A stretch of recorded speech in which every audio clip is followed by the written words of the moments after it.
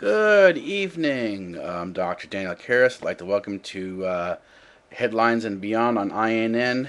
This is our third night coming to you. So far, we've been able to maintain a nightly schedule of bringing you the headlines and going beyond the headlines.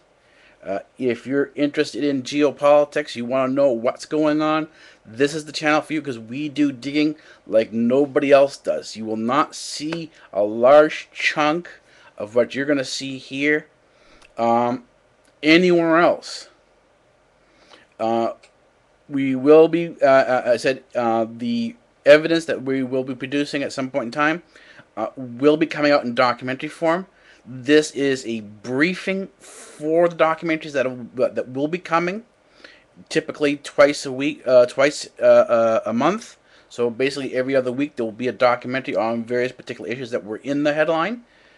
So you can get a good idea of what's actually going on, and you'll see some of the evidence.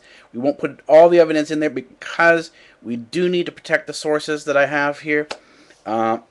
And this is, particularly an issue here is that it may be, kind of cliche to say that sources need to be protected, but when you have information that other people don't want out or are trying to hide, protecting the source is important because that source could disappear. And the way I like to go about my sources is not simply use one source, but use multiple sources. And this is how I come to my conclusions that I come to, which are more or less not really my conclusions, but they're observations. And for me, the more sources I have, the better. Well, tonight, let's start off. In the news again tonight was the standard Syrian, Iranian, Israeli issue. You also had the issues surrounding Libya and the fracturing of Libya. You had the Kony 2012 campaign, which is a viral video campaign that was in the news headlines tonight, along with the U.S. presidential elections, and particularly they're focusing on the Republican primaries. They're still battling it out. There is a lot of say there's a lot of opinion out there. There's no shortage of opinion out there on what's going on in the Republican Party. Some say it's good, some say it's bad. But one of the things that may not be realized is that the differences in this Republican primary don't necessarily have to do with the candidates themselves, but the structure of how they decided to go about running the Republican primaries. The Republicans wanted more individual say in what goes on in the party. They didn't want a lock and step socialized mentality to take over things. They wanted more of an individualized party. And so what they did is they ended up spreading out their primaries rather than putting everything all together and sort of locking things up way ahead of time so they can start focusing on attacking the opposition Democrats. They wanted to focus on their issues, discuss their issues more, have a more what they call an open vetting of the process. And so what they did is they started spreading out their primaries so that you couldn't necessarily get a clean sweep the way you did in the previous year. So right now what you're seeing in the Republican primaries is a new formula to the primaries themselves. The added sort of factor in the Republican primaries, and this isn't true for all the primaries now, is this new ruling that allows these super PAC monies. This is money that comes in through donation, through these political organizations, these large political organizations. This means that funding for these parties, some of these groups, can be actually unlimited now. There really isn't the restriction on funding. You don't have to go through back doors. It opened up the funding field a lot more. So now you're having a lot more funding, and it seems to be that now, rather than having one candidate get all the funding, you're seeing this sort of splitting up of the funds, and really people are you can stay in a campaign the way you wouldn't have been able to stay in a campaign the prior um, uh, electoral cycles. So the last election cycle, which was in 2008, the funding issues that forced many candidates to drop out early on in the primaries uh, are not there now. So this really becomes now an issue of, is this formula a better formula for the Republican Party? Can they air out their laundry the way they want to and still stay intact enough to battle their opponent, which will be Obama in 2012? This is something that sort of remains to be seen. Right now, there is a lot of negative on this. It says, no, you can't do this. Because this is conventional wisdom right now is that the Republican primary right now is really screwing up. They're really attacking each other. They're really going all out. And this is going to provide an enormous amount of ground for Obama in the 2012 elections, in that election cycle. But this is not necessarily the case because neither party can win on base alone. You also have to include the independents. The independent is the swing vote.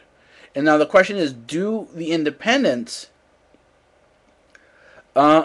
prefer an open primary where a lot of issues can be aired out, or do you want a closed primary where no issues are aired out at all, and you have early on this one leader who comes ahead and sort of everyone's in behind this person, lock and step. It's one group, one. There is no separation of mind. There's no separate. It's like a machine. Right now, the machine in the Republican Party is fundamentally broken. We can see this. There isn't one particular group that has an advantage over the other. There are a lot of groups. There are a lot of opinions out there. There is room for dissent. And the idea is that this is going to stay this way all the way down to the convention floor. This means that you will not have a decision on the leader until the Republican primary, until the convention. I think it's in May. So we've really got at least another couple months. Well, it's getting close to mid-March now, so I'd say a month and a half, right? March, April, May. This is what we're looking at in terms of the time frame before we see what's actually going to happen to the Republicans. This summer will also be telling for Obama. We're starting to see some of the foreclosures starting to edge up in the United States again. Other issues are popping up. We're seeing jockeying by Israel and a variety of other different political groups trying to push Obama in one direction or the other. A lot of the things you're seeing in the Middle East going on now are election related to push policy in the United States. So the question is, there's no way really to predict what's going to happen for 2012 in terms of the election. So it's a matter of sort of taking things day by day.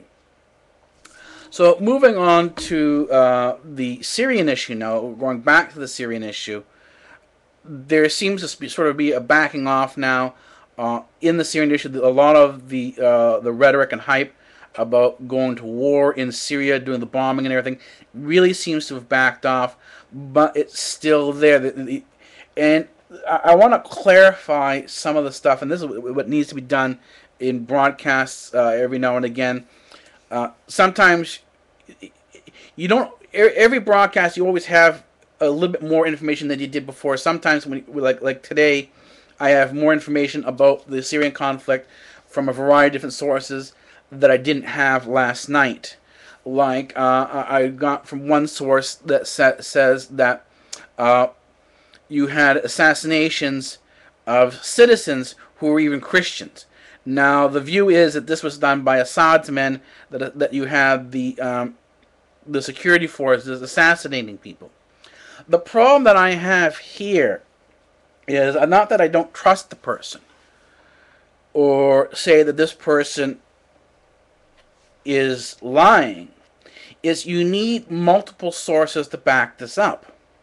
So far, all the sources that I've had so far, and this includes sources in Israel, show that the so-called Syrian Free Army, which were fundamentally jihadists, are following the same jihadist playbook as they did in Pakistan, as they've done in Afghanistan, as they've done in Iraq, and a number of other cases where they dress up as security forces, as the army, and so on and so forth, and they begin to assassinate people in the name of the Assad government. So it looks like that Assad is doing this. And I have video in my resources. I have videos. I've seen these videos. When I go back and check the sources where these videos came from, I'm able to find collaborating sources for this. And everything, I have an enormous amount coming from the jihadist side that says to me, this is a jihadist thing that's going on in Syria. And that this is part of being driven, that we know about, that we've seen this, we know that this is going on. I've seen this in Al Jazeera about the sectarian violence that's going on, that there's an increase in sectarianism in Syria. And so the thing is that the question is not that the person wasn't, and this was a Christian and a priest who went to his aid. Both of them were, from what I understand, were killed, were assassinated. The question is, who did the assassination? Was it an Assad person, these people from the security forces, or was it someone posing, right? One of these jihadists posing as, these jihadists as a Assad security force. Now, this does not in any way, shape, or form decrease, and it should not decrease or take away from the horrors of war. War, no matter how bad, there is no nice way to paint a war. War is never glorious. War is never heroic. War is never dramatic in terms of being an entertainment. War is real. War is tragic, no matter what side you're talking about it from. But the thing is, when you're trying to figure out what's actually going on, you really do have to rely on your sources. So, if you're a person who supports the Free Syrian Army and you say that there is a lot of abuse going on by the Assad forces, I need to see collaborating sources for this. So far, even when I've seen on BBC, CNN, and a number of the major channels, none of the stuff can be corroborated and brought back to Assad's people. Even some of when they're showing scenes of smoke rising in the city as this, we see these cities, the smoke rising, and they're talking about a burning city. The problem is, I've seen the exact same videos from the jihadists when they were blowing up and burning oil wells. And so the thing is the question is, there's no way to source claims of abuse by the Assad forces. All we have to do is take the word for people coming out of the UN and these different sort of reporting agencies. The problem is, though, is that if enough video is getting out from the jihadists on their sites where you see Allah Akbar, they're all screaming Allah Akbar, then why can't they get out support? And I see them. I've seen the videos of the jihadist sites glorifying the killing of Bashir's men. I have seen jihadist videos of the jihadists in Syria attacking and ambushing Syrian forces, the regular army forces. I've got these videos from the jihadist sites showing this. I've got confirmation from within from Israeli sources that Israeli Mossad and the U.S. forces are in terms of the covert operations, are in there arming the rebels, and concerns that the weapons are being flowed into the mainstream Al Qaeda network rather than simply staying within Syria and being force specific. They're worried now that the weapons are starting to get out, and that there is going to be a backlash against the Americans and Israelis using the weapons that were given to the so-called Syrian Free Forces back against the United States and Israel. And this sort of concern isn't being echoed by the AIPAC in the United States. It's coming out on the Israeli media, in some of these Israeli, particularly these Israeli peace groups, and even from within former members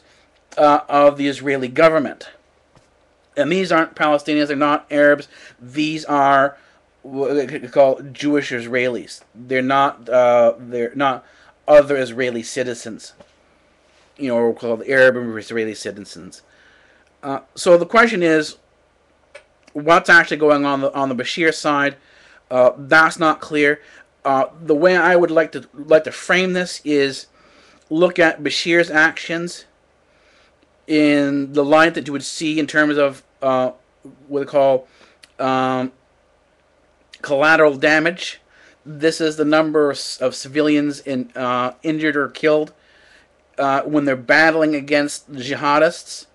Now, this is how he would frame it. When you see the Iraq War, how many civilians, in order to achieve the goals of the Iraq War, how many incidental civilian deaths? When they went into Sadr City, when the United States went into Sadr City, how many civilian casualties did we see there? In the context of Iraq War, how many soldiers committed crimes against civilians, like the U.S. soldiers who went in one night when they were drunk? They went into a house, they raped and killed a 14-year-old Iraqi girl. This was on news. Look at Abu Ghraib, right? Or any of these other things that have come out of even side of Afghanistan, which was supposedly a cleaner war or a cleaner action done by the United States. You still have problems within the military itself that cannot not be directly attributed or pushed back to the leaders, or in particularly the commander-in-chief, which would be Obama. In previous cases, it was George Bush or whoever was the president. Every time the United States was inside of some form of conflict. I mean, all you have to do in terms of looking at human rights abuses is go back to Vietnam and take a look at what actually the different massacres that occurred by the American military inside of Vietnam. And when you take a look at these human rights massacres and these human rights violations from Vietnam on, and you look at the incidents of what they call post-traumatic stress disorder in soldiers, one can sort of correlate what's actually going on, what these soldiers are kind of seeing, to say, okay, that there is what the atrocities that we saw on TV are simply the tip of the iceberg of what's actually going on there. A lot of stuff is being hidden from us, and there has been since Vietnam a concerted effort by most of the mainstream media with the U.S. military and the what they call the European or Western military alliance, which would be NATO and the UN, to really cleanse the information that we see so that we are not as opposed or appalled by the war pictures that we see. And this can be applied to Israel in its action in Gaza. Let's give them, at this point in time, the justification that they needed to go in and attack Gaza the way they did in order to stop Hamas from launching the rockets into Israel. Now, if we take this as a model of collateral damage, except that the Israelis did not intend to kill all the civilians that they did. How does Bashir's army and what he's doing stack up? Is it within these numbers? When we look at when Ehud Barak, I think it was under Ehud Barak, they went into Lebanon again.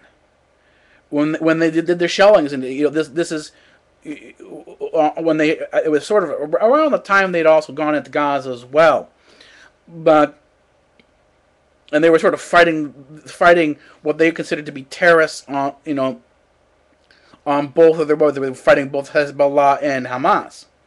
Hezbollah was in Lebanon. It was funded through Syria, and it was an Iranian connection. This was their argument that how Hezbollah, Syria, and Iran align up as part of their security issues. So giving them this argument that they had a legitimacy to this, the right of Israel to defend itself, compare the human casualties that were in there as well. How does Bashir stack up? Right? Then also consider that Gaddafi, along with Saddam Hussein, were both set up and trained by the American CIA. These people were installed by the United States. When we're talking about regime change in the Middle East right now, we're talking about changing regimes that the West had already set up. These are people that we had put in there. We trained them and we put them in there. This was our work. So all the horrors and atrocities that we talk about Gaddafi and we talk about Hussein and other such dictators, even in Pakistan when we're talking about Musharraf, these are people who we installed. These were our choices back then. And we're now in the point where we're changing our minds and we want other choices to be in there. And this is sort of where Ron Paul comes up and says, we shouldn't be doing this. That we should not be simply going in there and saying, we don't want XYZ as a president, we don't want this person as a leader, and allow people to make their own decisions in these in these areas. But so this is sort of the way we have to sort of assess the Assad situation in Syria, is not isolated by itself, but within the global context of how other wars, how other actions were conducted when we considered the people who were attacking us to be terrorists. I mean, if you go to Al Qaeda and ask them whether or not the people who flew the planes into the Twin Towers on 9/11 were terrorists, they'll tell you no. They'll say, and even on their websites, they say these people are martyrs. They're freedom fighters. They're fighting for the honor of Allah. They're fighting for they're on a jihad. They're on a holy mission. So one person's freedom fighter is the other person's terrorist, and we've got to sort of look at it from this perspective if we're going to take an objective view of this and say, well, how is Bashir, the Syrian forces, dealing with what they consider to be terrorists in the context of what we have done in our dealings with our terrorists?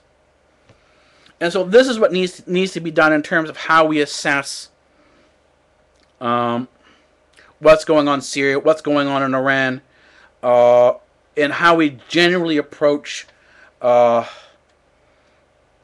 understanding of global and geopolitical issues. This being said, we can now go into Africa and look at this whole issue of the viral video Kony 2012 and the filmmakers who produced this, and ask the question, well, if we're going to be more effective and really get to the core of the problem, why focus on one person? And this is the sort of the questions now starting to be asked of these filmmakers. Is, after all the fanfare is said and done, after you've collected all this money, because there is a funding campaign beyond this, and for my question is that one of the pictures going around as part of this Coney 2012 thing is an American political thing where you have the elephant and the donkey. That has nothing to do with Africa. That's American politics. And this leads me to say that this somehow is going to play out in the American political election. That this money and this campaign is not about stopping what's going on in Uganda, but has more to do with the political campaign that's coming up in 2012. Now, here's where I again will sort of say, well, you've got to really look around and see what's going on and place this in a context. Well, just the other day, if you're watching the headlines, you would have seen that a madam in New York City with her husband was arrested for pimping children to high-powered people, like they were saying Morgan Stanley, a lot of people on Wall Street, and there was even, if you went back into some of the documents and some of the accusations in there, they even had people in political power as well that they were sort of, and they didn't say what political party they belonged to. I'm assuming these people were across the board, on both sides of the Democrat Republican aisle, that both sides were sort of partaking of these what we call human gifts. And the thing is, these human gifts aren't anything new in the United States and in Canada. The business world, including the entertainment business, has been giving these human gifts as a sort of the off-the-books quid pro quo. And so the thing is if you wanted to seal a deal, and this is what they've done before, not only would you take the person out to drink, you'd take the person out to drink at a strip club. If you took the person out to drink at a strip club to close a deal, you would get these person an off-the-book gift in order for a deal to be closed. And these off-the-book gifts were human gifts. People were given to them, and these were people of all ages because this was not an official transaction. This was, as I said, an off-the-books quid pro quo. This is exactly what happens when you go to see any concert. Go backstage and see the number of human gifts that show up for the band. Every band. This will include Justin Bieber. This will include all the bands for today. No matter what band it's been, this would include Rolling Stones, Pink Floyd, any band that you can think of, no matter how esoteric or how artistic they say they are. After the concert, after the entertainment venue, there are these human gifts waiting for them. And these human gifts are designed and tailored to their tastes. Whatever their lifestyle is, there are no questions. The gifts are there waiting for them. So at the end of the day, when you're talking about this Coney 2012, we need to ask ourselves in this context here, how does this resolve the problem of the way human beings treat other human beings? And from my perspective, I really don't see anything there more than a money-making campaign. These people are paying their salaries. This is the way they earn their living. And that's all this is. This is a publicity stunt. This is a money-making thing. And at the end of the day, we will see the Coney 2012 being as effective in this area as all the money that was donated to Haiti. And go take a look and see what's the actual progress in Haiti, and then tell me, what's going to be done at Coney 2012. But I can guarantee you, within 2 years down the road, nothing's going to happen. Things are still going to be exactly the same. The Coney 2012 will not make a bit of difference at all. Anyways, we've now done our third broadcast. I will see you tomorrow night, same time, same bat channel. Alrighty, have a good night.